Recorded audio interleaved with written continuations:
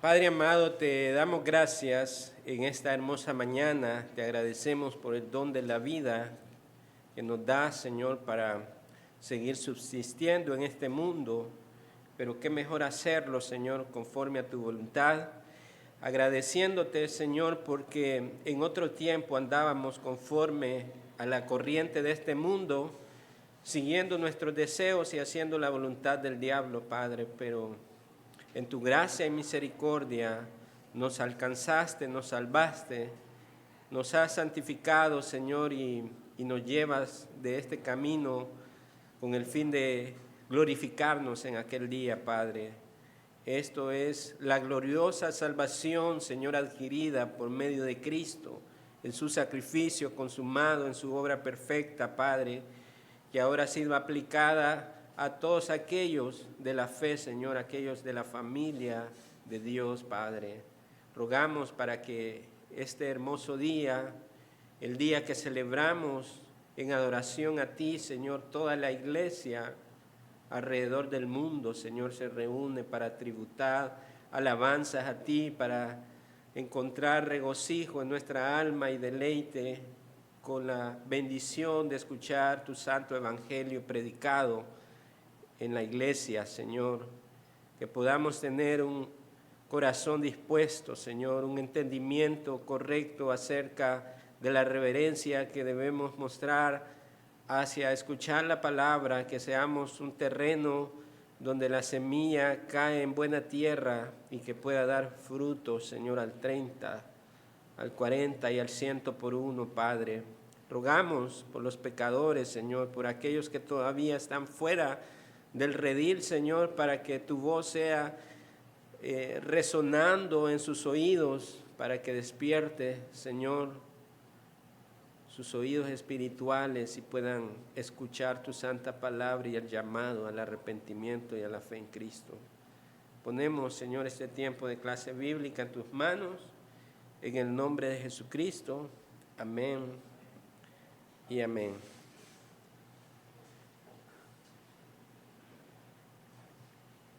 Entonces,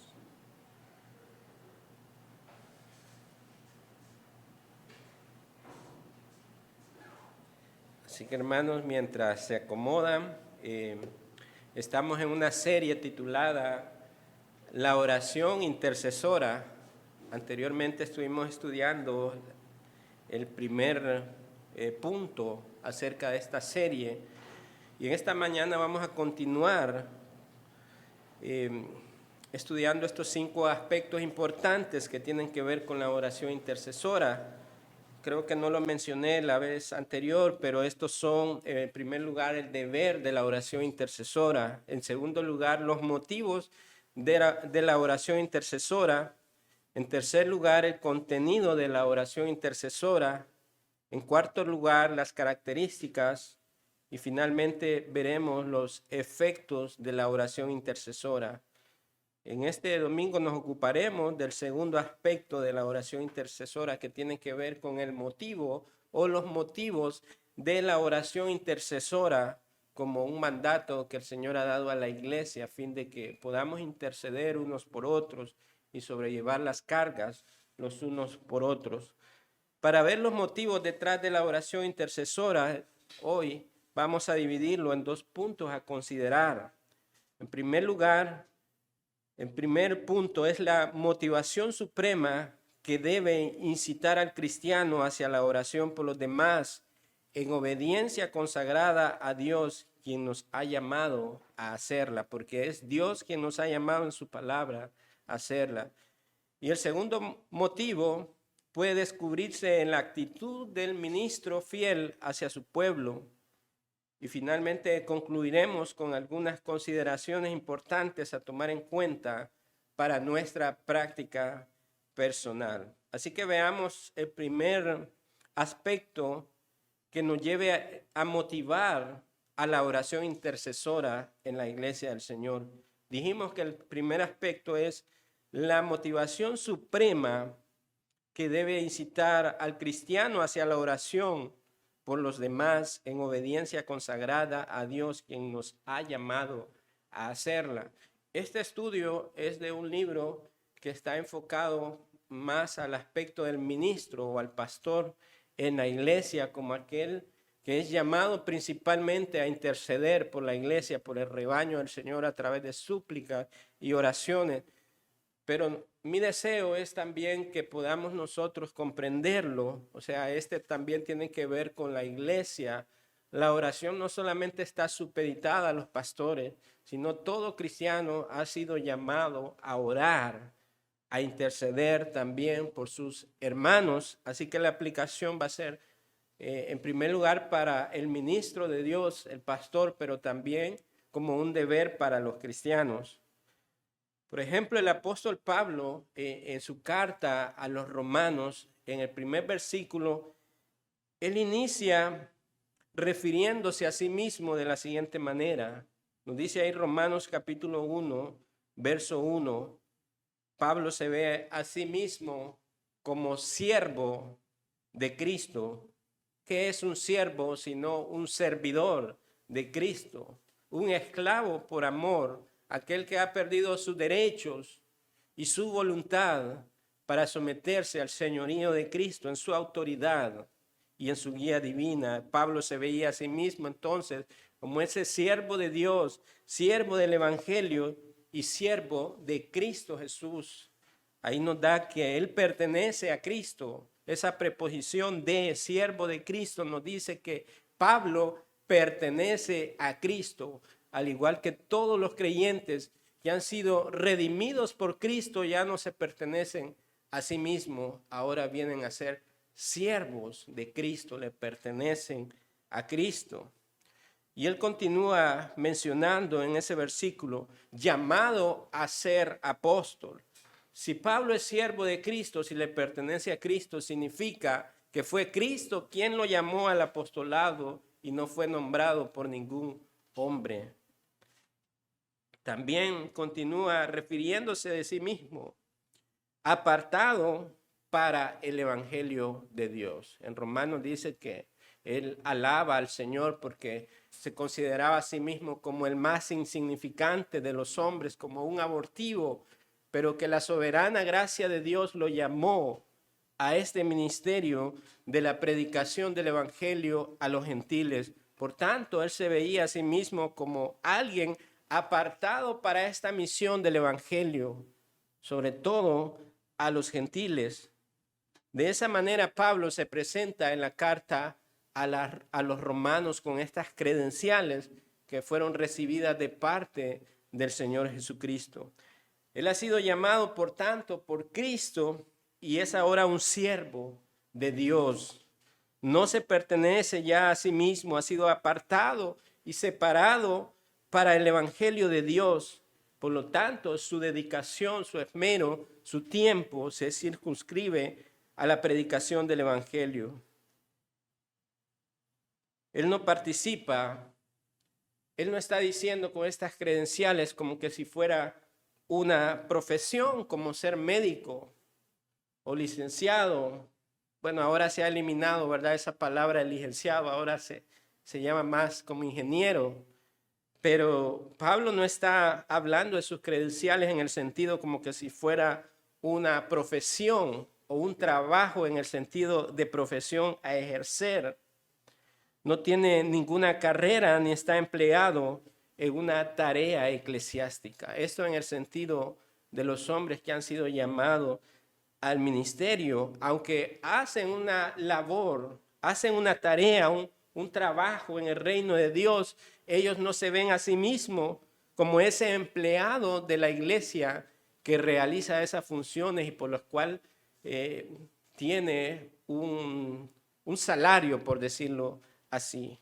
Lamentablemente ese es el caso en muchas denominaciones que ven al pastor como el empleado de esa iglesia y hacen demandas en función de eso, como que si un pastor es un empleado de una iglesia, pero en la escritura no encontramos tal cosa. Es un llamado divino, es una encomienda de Cristo para edificar su iglesia.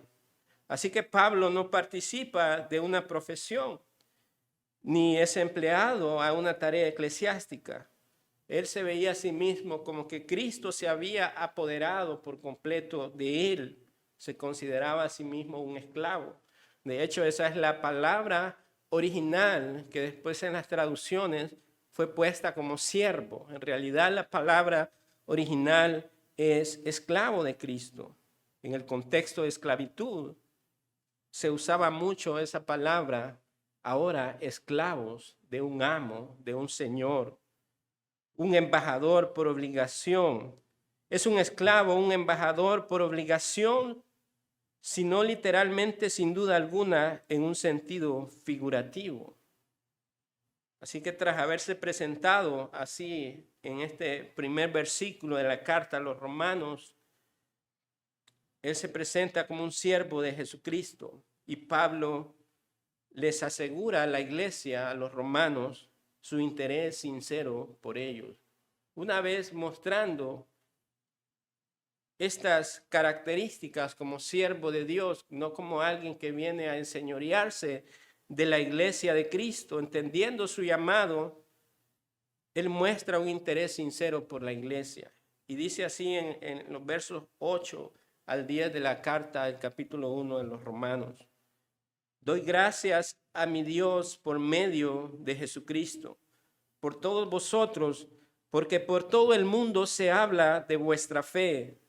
Pues Dios, a quien sirvo en mi espíritu, en la predicación del evangelio de su Hijo, me es testigo de cómo sin cesar hago mención de vosotros siempre en mis oraciones.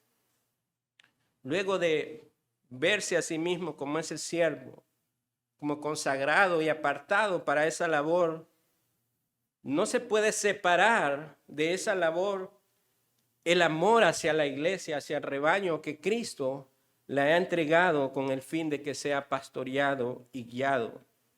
Así que a través de las súplicas y de las oraciones que él manifiesta por la iglesia, expresa ese amor y da gracias a Dios, y lo hace por medio del Señor Jesucristo. No era un deseo personal, aunque sí estaba inherente a él, sino que era motivado porque Cristo habitaba en él y el Espíritu Santo había sido derramado en su corazón para poder amar a los hermanos. Y él manifiesta que por todo el mundo se habla de vuestra fe. Era una iglesia que estaba sufriendo por la causa de Cristo y lo hacían de manera eficaz, de esa manera que todo el mundo hablaba acerca de esa fe eficaz de ellos. Y continúa mencionando que él sirvo en mi espíritu en la predicación del evangelio de su Hijo. Quiere decir ahí que no había un interés propio en él. Era algo que nacía desde adentro, desde su espíritu, el deseo de la predicación del evangelio del Hijo de Dios. ¿Y a quién llama él como testigo de esa condición interior o esa razón por la cual manifiesta su amor a la iglesia, de tal manera que no es un amor fingido que él expresa en esa oración? Él dice, me es testigo, Dios me es testigo, cómo sin cesar hago mención de vosotros siempre en mis oraciones. Dios es testigo, dice Pablo. Porque la oración, hermanos, la oración es privada, la oración nadie nos está viendo. Solamente Dios es testigo. Si lo hacemos de manera fingida, hipócrita o mentirosa, o no lo hacemos ni siquiera, Dios es testigo, porque Dios es el que puede vernos ahí en secreto. Por lo tanto, Pablo sabía de que delante de Dios él estaba descubierto y no había una oración fingida, no había un amor fingido hacia la iglesia. Por esa razón Pablo dice, Dios me es testigo, como sin cesar, añade que sus oraciones son de manera continua, lo hace sin cesar. Y Dios me es testigo, dice él, que hago mención de vosotros en mis oraciones. Él estaba comprometido con la causa de Cristo, con el fin de que la iglesia en Roma fuese edificada, y por esa razón él extiende la carta hacia los romanos para recordar todas las promesas de Dios, todo lo que ha recibido como creyentes en medio de un mundo perverso, que han sido justificados.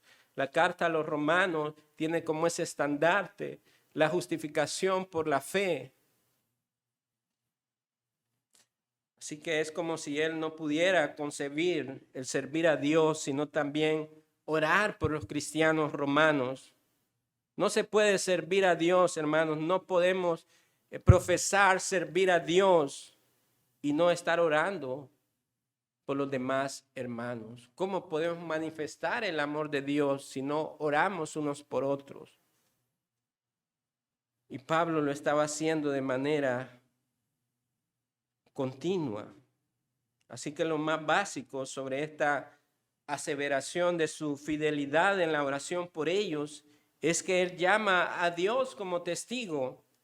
Y no hay ninguna duda de que Pablo no emplea esa declaración a la ligera. No está tratando de impresionar a Dios con su oración. Como muchas veces las oraciones que hacemos, tratamos de impresionar a Dios, pero a Dios no lo podemos impresionar.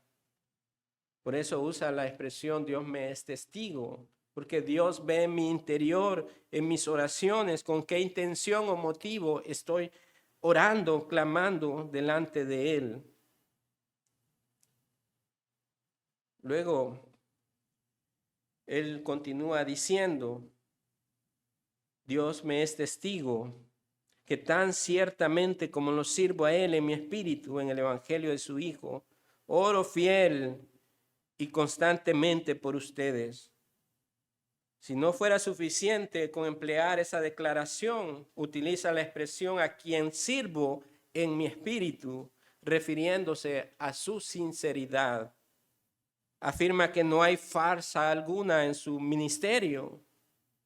No se limita simplemente a llevar a cabo deberes que han sido impuestos.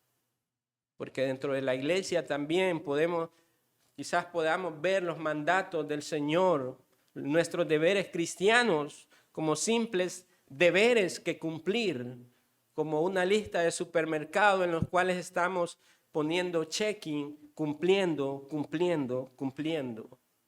Pero esa no es nuestro llamado a estar cumpliendo, sino a complacernos, a deleitarnos en Él como siervos de Dios y llamarlo a Él como testigo de nuestras acciones y nuestro conducir diario en la vida cristiana. Así que todo cristiano ha sido llamado por Dios en su naturaleza, en su hombre interior. Dios lo ha cambiado, Dios lo ha santificado, de manera que ahora es un hombre preparado para toda buena obra, como nos dice la carta a los Efesios. Ahora son obras que glorifican a Dios, porque antes de ese cambio del hombre, ninguna obra que de ellos procedía podía glorificar a Dios, porque nacía de un corazón egoísta manchado por su pecado. Por esa razón es que la Escritura nos dice que aún las obras más lindas de los hombres en Isaías vienen a ser como trapos de inmundicia, porque es hasta que Dios regenera a ese hombre, lo santifica y lo aparta del mundo para hacer su voluntad, es que ha sido capacitado para andar en esas buenas obras que proceden de una motivación correcta, basada en la verdad de Dios. Pablo en sus cartas nos habla mucho de esa justificación, de esa nueva vida en Cristo, y Santiago nos habla de esas buenas obras, de ese hombre salvado, cuando se refiere de que muéstrame tu fe, muéstrame tus obras, hablando acerca de que este hombre ha sido capacitado para ahora hacer buenas obras, pero procediendo de un corazón regenerado que busca glorificar a Dios. Sin embargo, aún el cristiano debemos reconocerlo. Aún como cristianos debemos cuidar las motivaciones con las que se hacen estas obras, principalmente las espirituales, porque aunque hemos sido salvados, hemos sido regenerados, no debemos engañarnos porque nuestro corazón aún continúa precisamente engañándonos cuando hacemos las cosas por motivaciones incorrectas. No debemos caer en la arrogancia o la vanagloria en la que cayeron los fariseos. Como hemos estado escuchando la palabra de Dios, tenían la sana doctrina, enseñaban la ley de Dios, aunque añadían tradiciones, pero estaban enseñando cosas correctas. Sin embargo, sus motivaciones eran otras, eran incorrectas, nacidas de un corazón corrupto que buscaba ser alabado. ¿Qué sucedió con los fariseos, quienes oraban para ser vistos por la gente a fin de que las personas los alabaran? ¿Qué dijo Jesús acerca de esa acción o de esa motivación de ellos?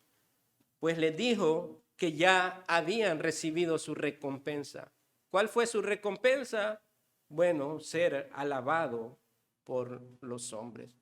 Esa era su recompensa, por causa de las motivaciones que habían en su corazón perverso. ¿Qué diferencia hay cuando recibimos la alabanza de Dios por causa de que nuestra motivación o nuestro corazón está inclinado en hacer su voluntad, en glorificarle a Él en todo lo que hacemos?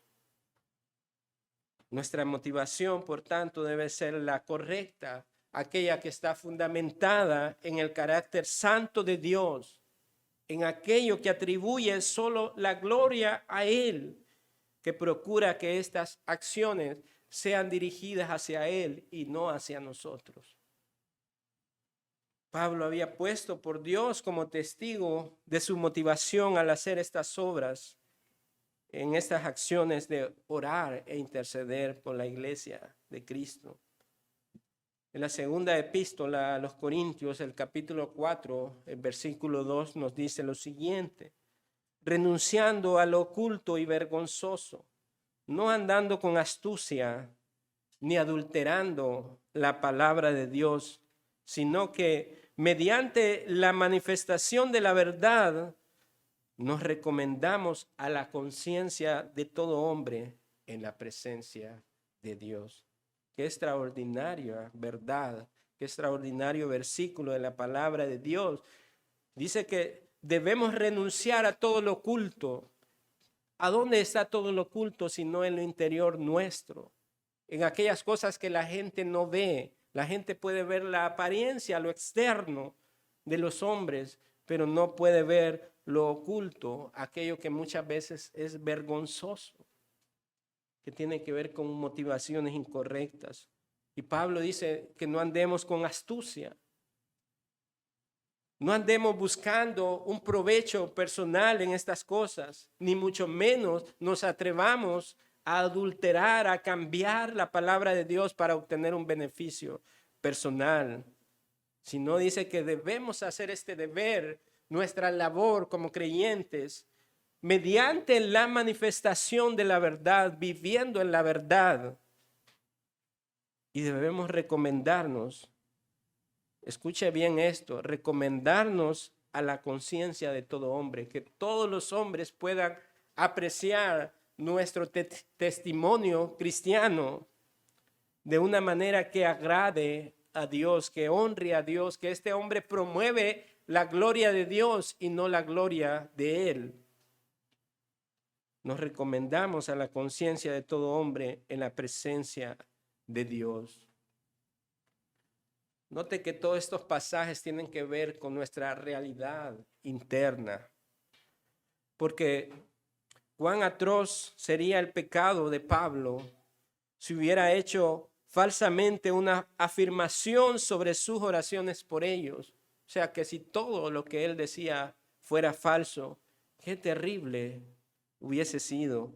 La vida y los escritos de Pablo se combinan en un grandioso testimonio de que él no era vano ni pretencioso, sino solamente sincero. Nunca a él se le pudo haber acusado de buscar ganancias deshonestas a través de su llamado apostólico. ¿Qué sucede hoy en día con los falsos apóstoles de los cuales están saturados nuestros países? ¿Promueven acaso la gloria de Cristo? ¿Muestran ellos un servicio hacia Él? ¿O buscan usar ese falso apostolado para obtener ganancias deshonestas, para torcer las escrituras? Todo lo contrario a lo que Pablo mencionó en el versículo anterior, adulterando la palabra de Dios, cambiando la palabra de Dios para obtener sus beneficios personales. Y a ellos no les interesa encomendar su conciencia delante de los hombres, sino más bien subyugar la conciencia de su audiencia. Totalmente opuesto. Por esa razón es que quedan descalificados, porque ya no existe tal oficio apostólico que cesó con el último de los apóstoles, el apóstol Pablo, quien decía: como el último me apareció a mí. Podemos concluir legítimamente, por tanto, que Pablo fue un siervo del Señor Jesucristo, apartado para el evangelio de Dios. Era movido por una irresistible compulsión interior a orar sin cesar por la iglesia, al apelar a Dios como testigo, a quien sirve sinceramente en el evangelio de su Hijo. Asegura a la iglesia que Él los presenta regularmente ante el trono de la gracia de Dios. Él no puede descuidar la oración por ellos, así como no puede abandonar el apostolado al cual ha sido llamado. No podemos dudar de que Él consideraba la fidelidad en la oración como un acto de obediencia a su Señor, a quien se había consagrado y a quien amaba.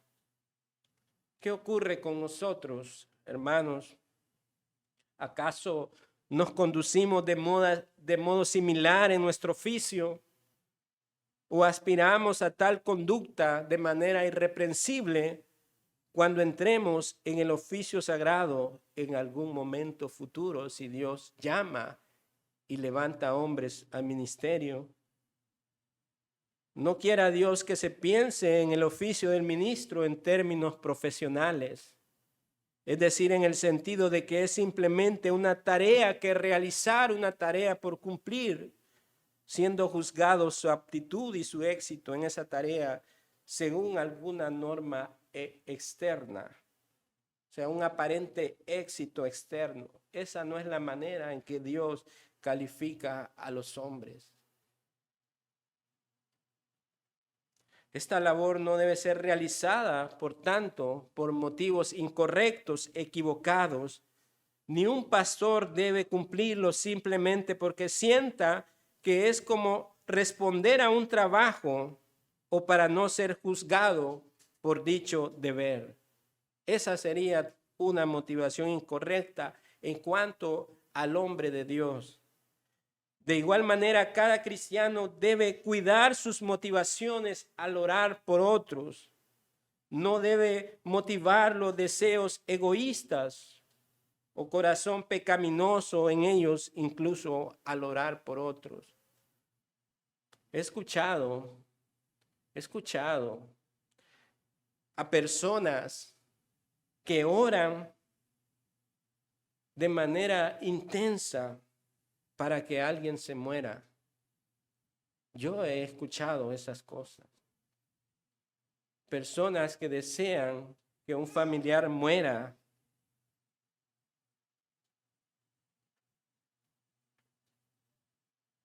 Hay otras clases de oraciones blasfemas también que se dan dentro de las iglesias.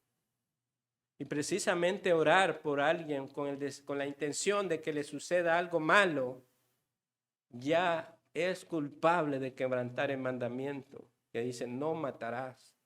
Aunque usted no lo haga físicamente, pero ya Jesús lo ha establecido, que ya no se trata de algo concreto o físico, sino algo que nace del corazón depravado de los hombres, que es un homicida en su corazón.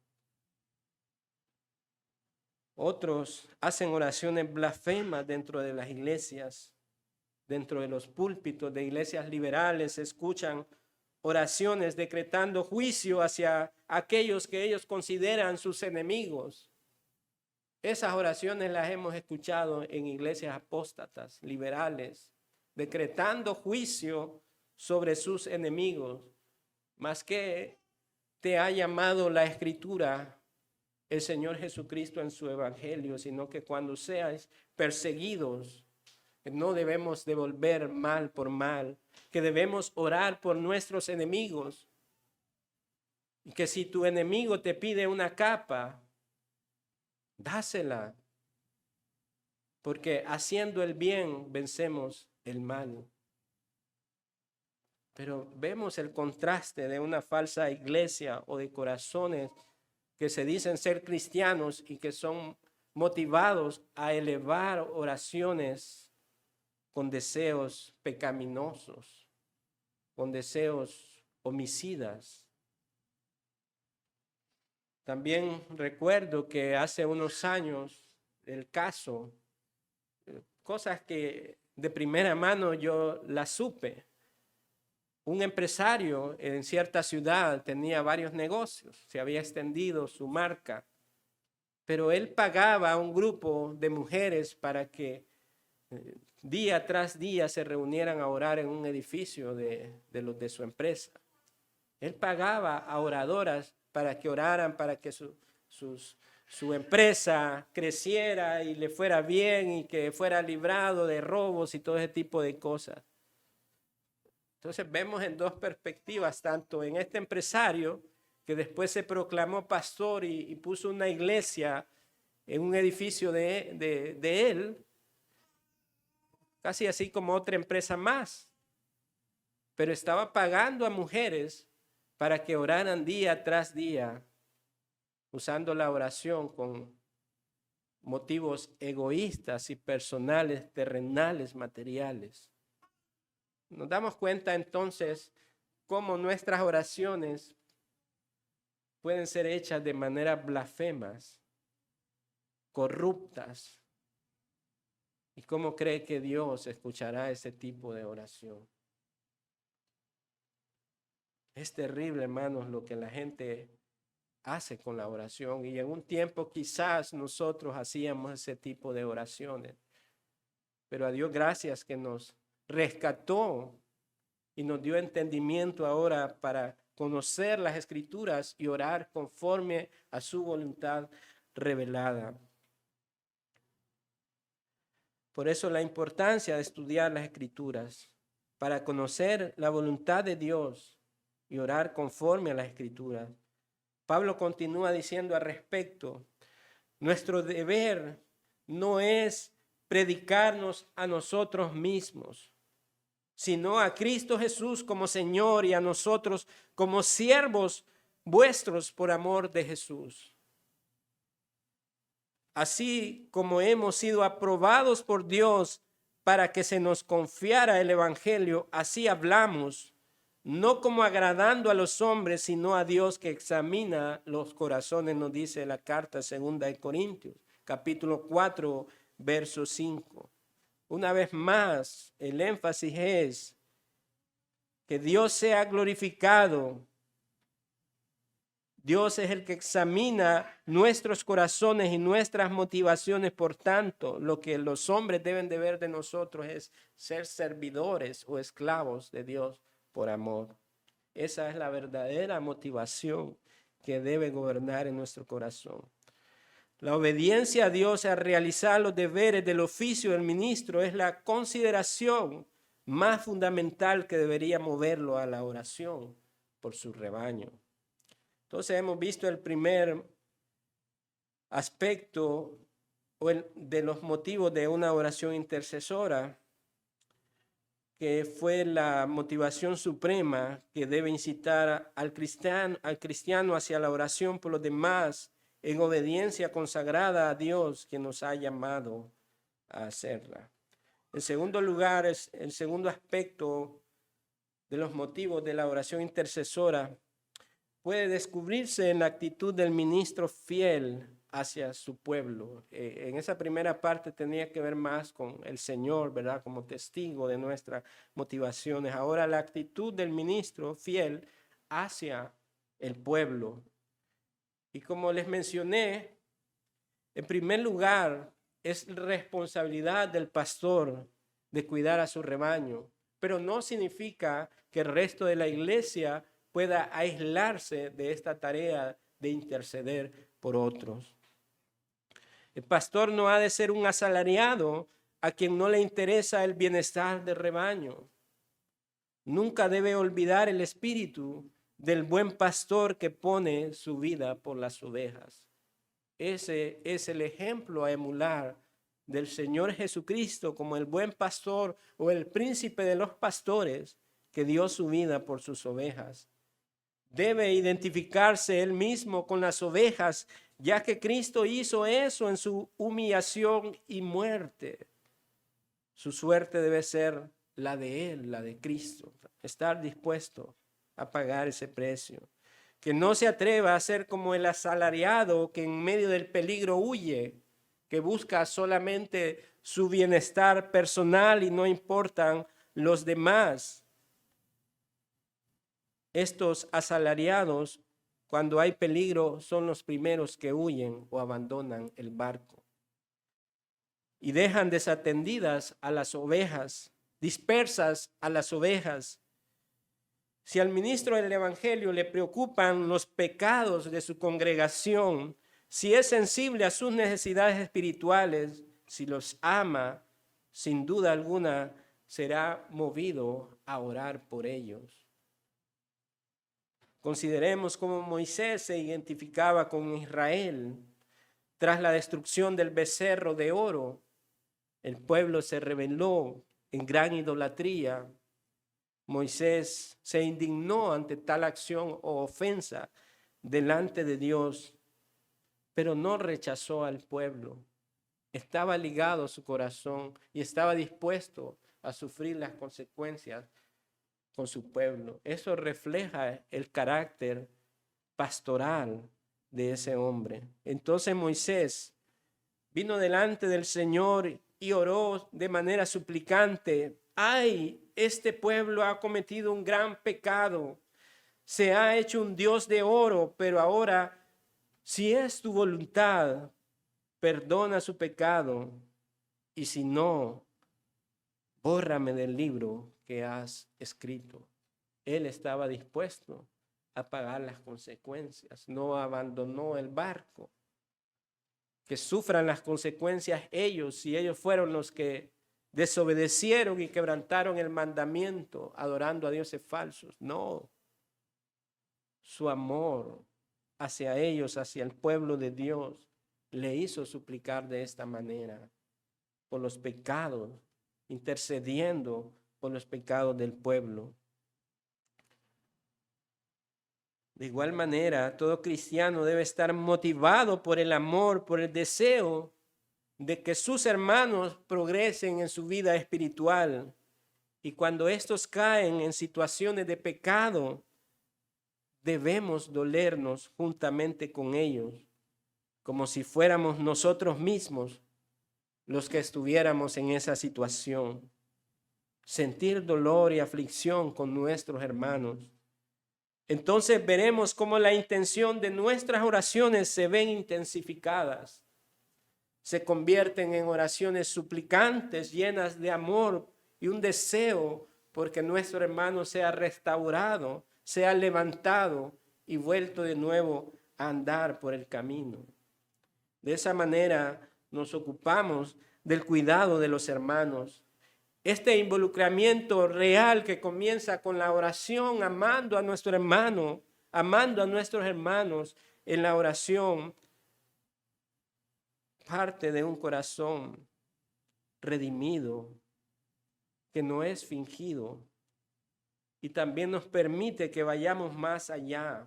la oración intercesora por nuestros hermanos nos debe de llevar más allá, ir a visitarles, cuidar de ellos, animarles, exhortarles a poner su confianza en el Señor, no a estar solapando su pecado, sino a exhortarles y llamarles a que Dios los ha salvado, Dios les ha perdonado y que por tanto deben de vivir conforme a la voluntad de Dios. Ese es el verdadero espíritu detrás de la intercesión de unos por otros, el amor que manifestamos hacia los demás.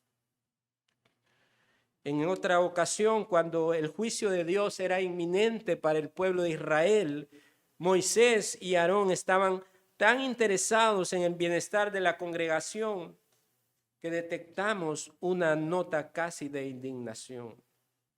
Él dice en número 16, verso 32, oh Dios, Dios de los espíritus de toda carne, cuando un hombre peque, ¿te enojarás con toda la congregación? Y vemos el carácter de estos hombres cuando se dirigían a Dios en intercesión por su pueblo. Cuán profundamente amaban estos pastores a su rebaño. Cuán fervientemente oraban y suplicaban delante de Dios. ¿Qué diremos, por ejemplo, de David cuando oró en 2 de Samuel capítulo 24, verso 27? Él menciona ahí en oración, he aquí, yo soy el que ha pecado y yo soy el que ha hecho mal, pero estas ovejas que han hecho, te ruego que tu mano caiga sobre mí y sobre la casa de mi padre. Porque recordemos que en el Antiguo Testamento, cada vez que alguien pecaba dentro del pueblo, todo el pueblo se involucraba en estas acciones y por eso ellos suplicaban por el perdón de los pecados, aunque alguien lo haya cometido. Es de igual manera en la iglesia, cuando un hermano peca gravemente contra Dios, debe de haber esa misma aflicción como en el pasado con nuestros padres. Sentir esa preocupación y dolor porque el nombre de Cristo ha sido deshonrado con nuestros pecados, pero también buscar el perdón de Dios. Interceder delante de su trono por su misericordia para su pueblo. Quizás no hay ejemplo más notable del tierno amor de un ministro impulsándolo a orar por la iglesia que el de Pablo. Encontramos en la carta a los Filipenses, en el capítulo 1, del verso 3 al 9, Pablo una vez más se presenta y expresa estas oraciones. Doy gracias a mi Dios siempre que me acuerdo de vosotros, orando siempre con gozo en cada una de mis oraciones por todos vosotros. Note ahí que la manera en que Pablo oraba siempre por ellos, no lo hacía de manera gravosa, no lo hacía de manera cargada. Tengo que orar por estos hermanos. Ya me cansan estos hermanos de estar orando. Mejor los voy a dejar a las manos de Dios, que caiga fuego, como dicen algunos. No, dice que él lo hacía con gozo. Presentaba estas oraciones siempre con gozo en cada una de mis oraciones por todos vosotros, nombre por nombre. Pablo oraba por la iglesia, por vuestra participación en el evangelio. Una de las oraciones que más hacía Pablo es que permanecieran en el evangelio y participaran del evangelio, que testificaran del evangelio, que la iglesia se movilizara a hacer estas acciones prácticas de compartir también el evangelio. Por vuestra participación en el evangelio desde el primer día como hasta ahora, estando convencido de esto, que el que comenzó en vosotros la buena obra la perfeccionará hasta el día de Cristo Jesús. Si Pablo, encarcelado en ese contexto, no estaba preocupado porque no estoy de manera presencial en la iglesia de Filipos, se van a perder estos hermanos porque yo no estoy guiándolos. No, de ninguna manera. Él sabía que Cristo, que Dios a través de Cristo había comenzado la obra espiritual en estos creyentes. Por tanto, no dependían de que Él estuviera físicamente con ellos, sino de la obra eficaz de Dios que se perfecciona día tras día hasta que venga el Señor Jesucristo.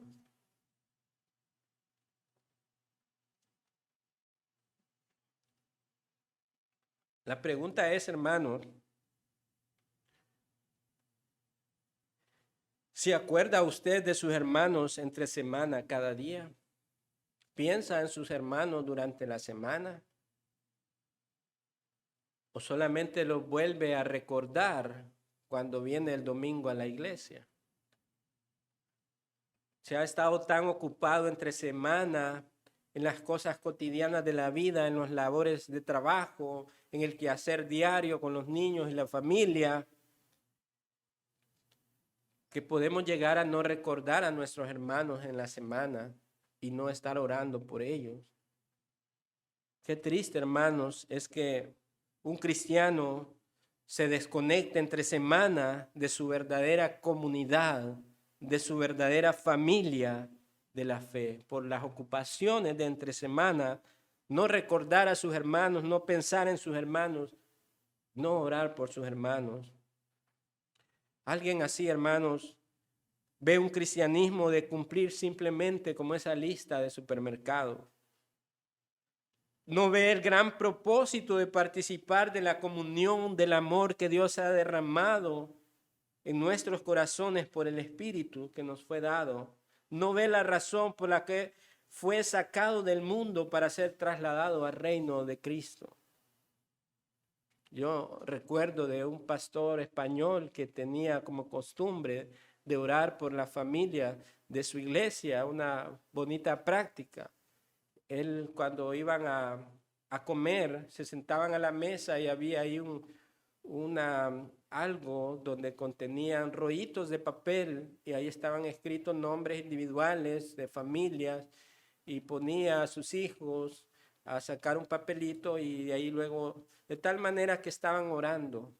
Los 3 tiempos de su comida sacaban ese papelito, oraban por esa familia o por una persona en especial, y hacían de eso una práctica diaria. Ejemplos como esos ayudan de manera intencional a nosotros a orar, a recordarnos, para que no dejemos que el afán de la semana nos prive de esa responsabilidad y deber de interceder unos por otros. ¿Qué sucede muchas veces? En nuestro chat, por ejemplo, de iglesia, siempre se están presentando motivos de oración y ponemos manitas de oración o orando y todo. En realidad, hermanos, oramos por esas personas o simplemente lo hacemos en automático para decir, ahí estoy yo. Eso es un pecado que debemos nosotros confesar y arrepentirnos. Muchas veces encontramos personas y nos saludamos en la calle, hermano, mire que ha estado pasando esto o lo otro. Ah, hermano, voy a estar orando por usted. Mentira, no ora entre semana. Las ocupaciones y el afán diario le hacen que su vida viva de manera egoísta, centrado en sí mismo. Sus peticiones, sus oraciones van enfocadas a sus beneficios personales. Una persona así no ve el propósito por el cual ha sido sacado del mundo y establecido en la familia de Dios. Si hay un pecado que debe confesar la iglesia es este. Decimos, vamos a orar y no oramos. Yo recuerdo que hace un tiempo le dije eso a mi esposa, ¿verdad? Yo miro esto, ¿verdad? Y que sí, que vamos a orar y hasta nosotros nos han dicho, ¿verdad? Pero le digo yo, lo mejor es, si corremos el riesgo de olvidarlo con tantas cosas, mejor dediquemos un tiempo en el momento a orar por esa persona. Y precisamente en la noche Estábamos leyendo la lectura bíblica que el pastor mandó de petición del hermano de Mose González, recordaba eso. Es el momento de orar por esa persona, pero no debemos caer en la mentira y la hipocresía de decir que vamos a orar y no lo hacemos. Eso es algo muy común que se ve hoy en día. Así que debemos procurar algunos elementos que nos ayuden a recordar estas cosas. Un ejemplo como este pastor español para orar por las familias, para tener una intención y un propósito en la oración y no andar divagando en qué voy a orar. Hacer un plan de oración por las familias de la iglesia, por nuestras amistades, incluidas los incrédulos que necesitan que la luz del evangelio les resplandezca en sus mentes y corazones. Así que Pablo continúa expresando su corazón a los filipenses diciendo, es justo que yo sienta esto acerca de todos vosotros. Y la razón que da es porque os llevo en el corazón. Él considera justo sentir esto en su corazón, de orar por la iglesia, de orar por los hermanos. Lo llevo en mi corazón, dice él, pues tanto en mis prisiones como en defensa y la confirmación del evangelio, todos sois participantes conmigo de la gracia, dice. Las oraciones de Pablo encarcelado no estaban en el sentido de que pidiera a la iglesia, oren por mí para que me liberen de esta cárcel. Ya no aguanto estar aquí, no veo la luz del día, no dan buena comida. Esas no eran las oraciones de Pablo, no eran oraciones personales que buscaran un beneficio. Al contrario, a un preso, él dice, la palabra no está presa y está siendo esparcida por medio de la iglesia. Por esa razón dice, ustedes son partícipes de esta gracia, porque todo cristiano ha sido llamado a ser partícipe del evangelio y de esta gracia de orar como familia de la fe. Aquellos que no lo hacen pierden esta enorme bendición y promesa que hay de que Cristo estará todos los días con nosotros hasta el fin del mundo. Porque Dios me es testigo de cuánto os añoro a todos con el entrañable amor de Cristo Jesús. Y esto pido en oración, que vuestro amor abunde aún más y más en el conocimiento verdadero y en todo discernimiento. Qué importantes estas oraciones.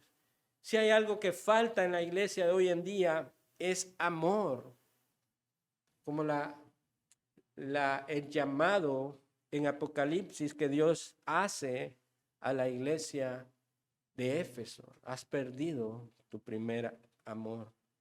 Esta es una oración que debemos incluir diariamente por la iglesia para que andemos en ese amor abunde aún más y también en el conocimiento verdadero y en todo discernimiento.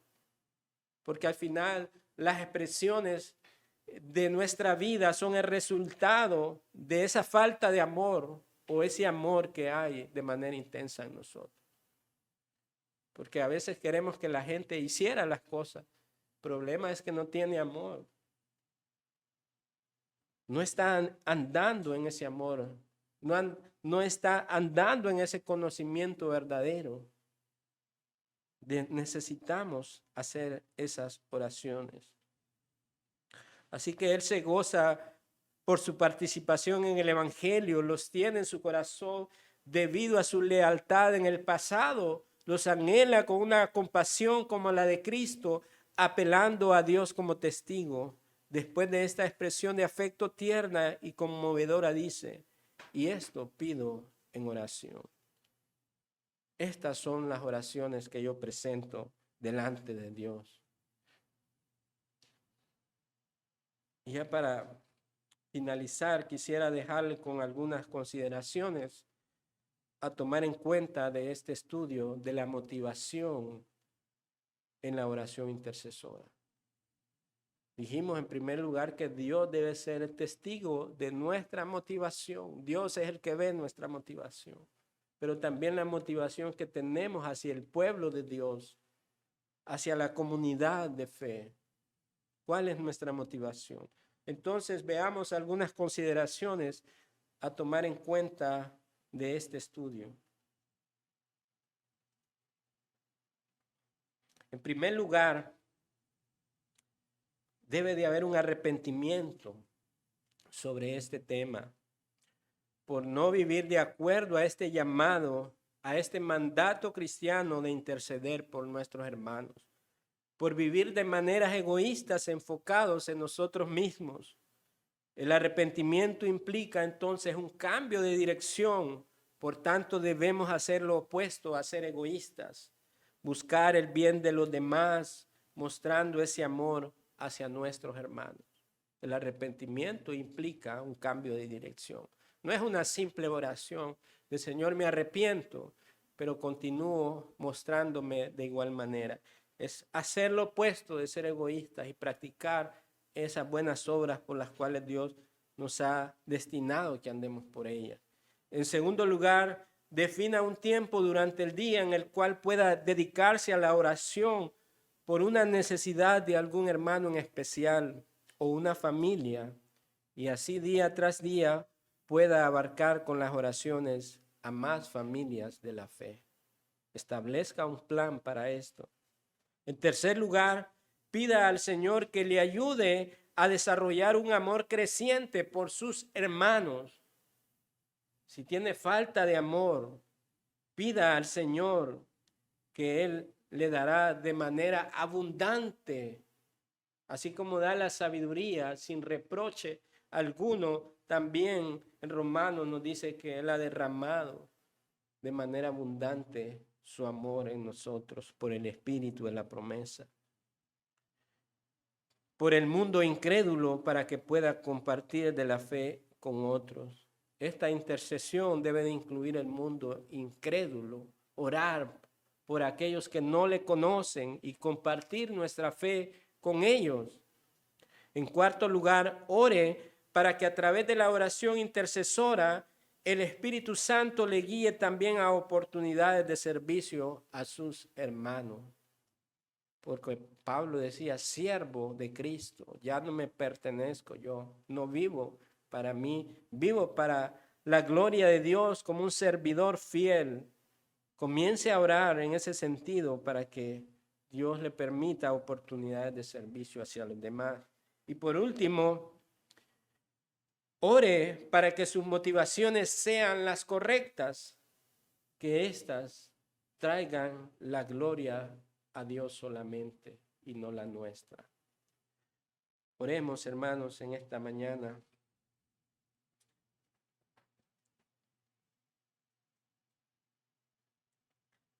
Padre amado, te agradecemos por la exhortación de esta mañana en la clase bíblica, que evalúa la motivación interna de lo que hay en nuestro corazón en cuanto a la intercesión de unos por otros, Padre. Y hemos de confesar en arrepentimiento, Señor, que pesados en la balanza, somos hallados faltos de estas cosas, Señor, incurriendo incluso en mentiras, en motivaciones incorrectas. Te pedimos perdón en esta mañana, Padre, ante tales sacrilegios en la oración. Líbranos, Señor, de orar con las motivaciones incorrectas, basadas en beneficios personales, Señor. Líbranos del odio contra nuestro prójimo, Señor. Y derrama tu amor abundante en nuestros corazones, para que nuestras inclinaciones y afectos sean los correctos, Padre. Para que podamos tener ese poder y esa capacidad de orar incluso por aquellos que nos hacen mal, Señor, aquellos que son opuestos al Evangelio. Para que podamos orar, para que sus corazones sean cambiados, Señor. Debemos cuidar nuestras oraciones, nuestras motivaciones, Padre. Que esa sea la expresión de nuestro amor y la oportunidad que nos da, Señor, de servir a otros, Padre. Recibe toda la gloria en esta mañana. En Cristo Jesús oramos. Amén y amén.